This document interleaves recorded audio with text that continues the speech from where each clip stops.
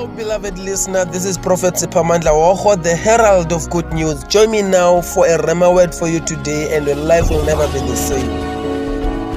I want you to know the difference between the Thomas kind of faith and the Abraham kind of faith. Thomas wathi angeze ndikholelwe de ndithini. So the Thomas kind of faith ayifuni ukukholelwa into de ithini. The Thomas kind of faith ihamba ngobona ayihambi ngokukholwa. But thina uThixo ngafuni sibe ngoThomas. Amen. Ngoba uYesu ready to say, blessed are they who have not yet seen, but yet believe. Blessed are they abakake babone but bayathini. Lukhona uyolo uthi ungakhange ubone but ukhona. Ikhona i-blessing inxa ungakhange ubone but utheni. There's a blessing behind it.